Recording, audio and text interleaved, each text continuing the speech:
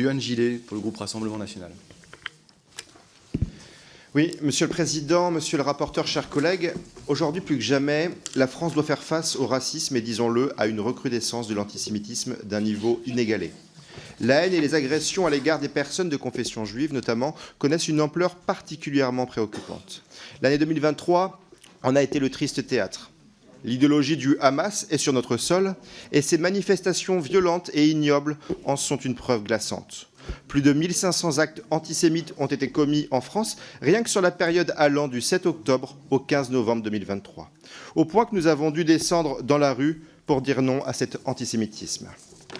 Certains, d'ailleurs, ici n'étaient pas présents, sans doute par calcul politicien ou communautarisme. Vous pouvez avoir honte.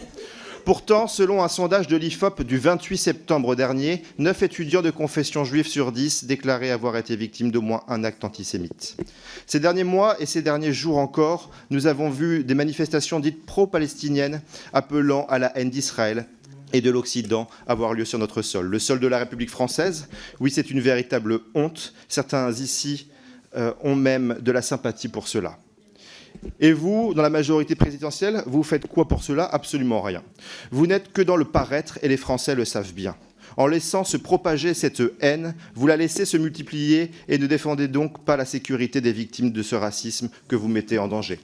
Sur le sol de la République, il est désormais également courant d'entendre un racisme anti-français quotidien banalisé. Une haine de la France, de son histoire, tout cela restant impuni par vous et n'étant pas combattu par ce gouvernement qui permet que l'on puisse cracher sur la France et les Français en toute impunité. Sur ce racisme-là, les associations sont aux abonnés absents. Et pourtant, même votre ancien ministre de l'Intérieur, feu Gérard Collomb, déclarait qu'aujourd'hui, nous vivons côte à côte et avoir peur que demain nous vivions face à face. Oui, le racisme, sous toutes ses formes, et l'antisémitisme se retrouvent partout sur notre sol, dans notre quotidien.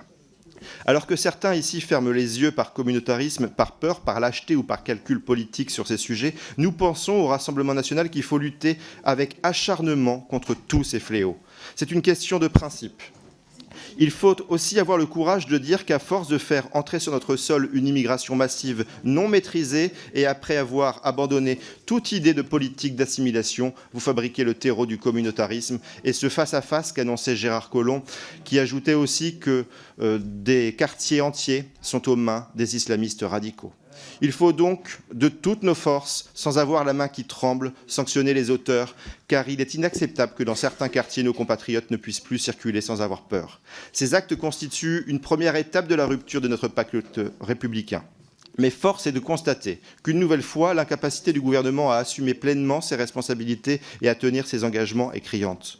Le pouvoir est aveugle et sourd, il ne traite pas les problèmes qui impactent de manière grave le quotidien de nos compatriotes. Ce gouvernement ne sait pas où il va en réalité et où il emmène les Français.